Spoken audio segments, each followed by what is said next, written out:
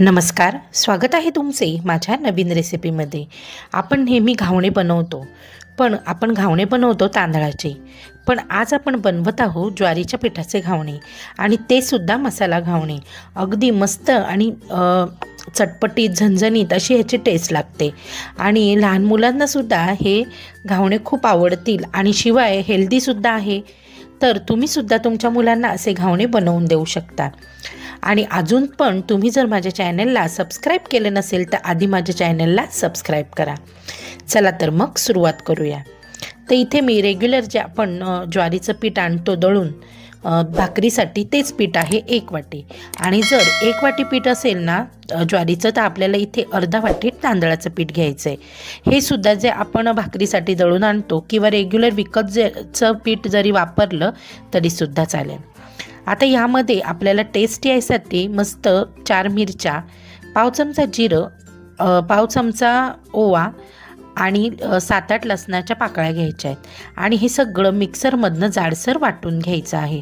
लसूण, जिरं, ओवा ह्यानी खूप छान अशी टेस्ट येते आपल्या ह्या घावण्यांना, आणि अगदी मस्त आणि अगदी सोपी रेसिपी आहे। आता आपण जो मसाला वाटून घेतलेला आहे तो काढून घेऊया डिशमध्ये। हे बघा, अशा पद्धतीने जाडसर आपल्याला हे वाटून घ्यायचं आहे। आता ज्या वाटीने आपण ज्वारीचं पीठ मोजणार आहोत त्याच वाटीने आपल्याला तांदळाचं पीठ पण मोजून घ्यायचं आहे। तर 1 वाटी जर आपलं ज्वारीचं पीठ असेल तर आपल्याला अर्धा वाटी तांदळाचं पीठ घ्यायचं आहे। नंतर मी इथे 1 चमचा छोटा चमचा हळद, पाव चमचा इथे आपण घातलेला आहे हिंग, आणि 1 छोटा चमचा तिखट घातलेला आहे। आणि आपण इथे हिरवी मिरचीचा पण वापर केलेला आहे। जे वाटण आपण आत्ता बनवलं होतं ते वाटण इथं घातलेलं आहे। नंतर इथे आपण अर्धा लिंबू घालायचा आहे। जर तुम्हाला लिंबू घालायचं नसेल तर तुम्ही इथे 1-2 चमचे दही घातलं तरी सुद्धा चालेल, पण लिंबू शक्यतो आपल्याकडे असतोच, त्यामुळे आपण इथे लिंबाचा वापर केलेला आहे। तर इथे मी मोठा अर्धा लिंबू पिळून घेतलेला आहे। आता आपण इथे चवीपुरतं मीठ घालायचं आहे। तिखट घालताना थोडंसं बेताने घालायचं, कारण आपण हिरवी मिरची सुद्धा वाटलेली आहे।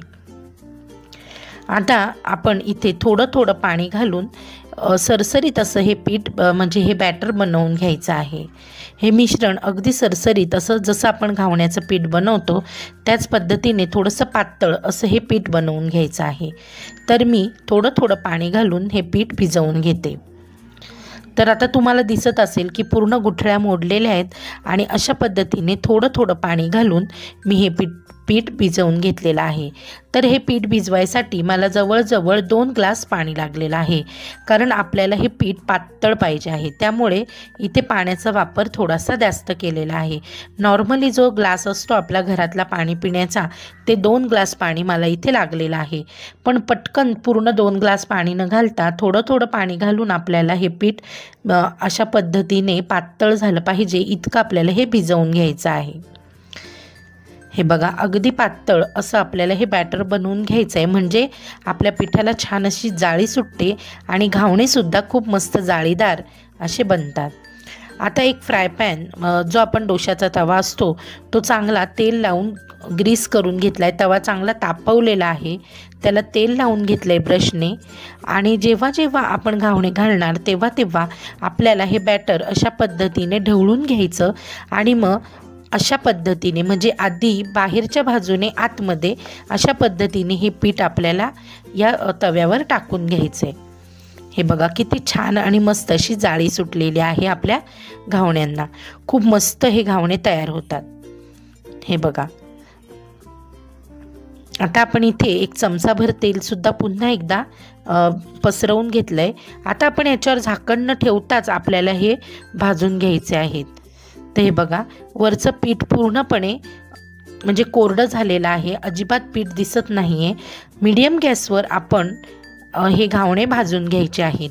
तर एका बाजूने आता हे घावणे तयार झालेत, आता दुसऱ्या बाजूने 1 अर्धा मिनटं आपण हे घावणे आहेत हे भाजून घ्यायचे आहेत, आणि नंतर तयार आहेत आपले मस्त असे ज्वारीचे घावणे। तर हे ज्वारीचे घावणे अगदी मस्त लागतात, खूप चमचमीत अशी चव लागते आणि ह्यासोबत कोणत्याही चटणीची गरज नाही, कारण आपण ह्यामध्ये हिरवी मिरची घातलेली आहे, तिखट घातलेलं आहे, छान लसूण घातलेलं आहे, त्यामुळे हे खूप सुंदर असे लागतात। तर आता दोन्ही बाजूने आपले हे घावणे तयार झालेत, भाजून झालेत। आता एका प्लेटमध्ये मी हे घावणं काढून घेते। आता अशाच पद्धतीने मी दुसरं सुद्धा घावणं बनवून घेते।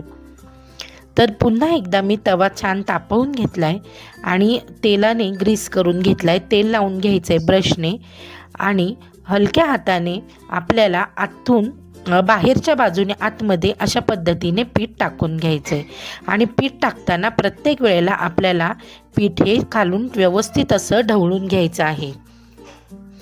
पीठ व्यवस्थित असं ढवळून घ्यायचं, म्हणजे जर खाली पीठ बसलं असेल तर ते व्यवस्थित असं मिक्स होतं आणि जसे आपण तांदळाच्या पिठाचे घावणे घालतो त्याच पद्धतीने आपल्याला हे घावणे घालायचे। झाकण न ठेवताच आपल्याला हे पीठ हे जे घावणं आहे ते भाजायचं आहे, कारण जर झाकण ठेवलं ना तर हे घावणे आहेत ना हे मऊ पडतील, त्यामुळे झाकण न ठेवता आपल्याला हे घावणे भाजायचे आहेत। तर आता एका बाजूने घावणं भाजून झालंय, आता मी दुसऱ्या बाजूने सुद्धा हे घावणं भाजून घेते। तर आता तुम्हाला दिसतच असेल की किती सुंदर आणि छान अशी जाळी सुटली की नाही घावण्यांना, मस्त असे तयार झालेले आहेत। तर आता हा घावणे सुद्धा मी काढून घेते आणि हे घावणे आहेत ना हे गरम गरम खायला खूप छान लागतात। अगदी मुलं शाळेतनं यायची वेळ झाली तरीसुद्धा आपण हे अगदी 5 ते 10 मिनटामध्ये हे घावणे तयार होतात। 5 ते 10 मिनटामध्ये आपण त्यांना हे बनवून देऊ शकतो। आता मी हे इथे लाल मिरची आणि लसणाच्या चटणीबरोबर सर्व केलेले आहेत। अगदी टॅमॅटोच्या सॉसबरोबर किंवा काहीही नसेल तरीसुद्धा हे घावणे खूप सुंदर लागतात।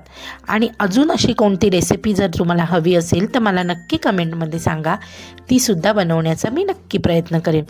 आणि हो, अजून पण तुम्ही जर माझ्या चॅनलला सबस्क्राईब केलं नसेल तर जाता जाता नक्की सबस्क्राईब करा, बेल आयकॉन दाबायला विसरू नका बरं का। चला तर मग आता आपण पुन्हा भेटूया आपल्या पुढच्या व्हिडिओमध्ये। Bye bye.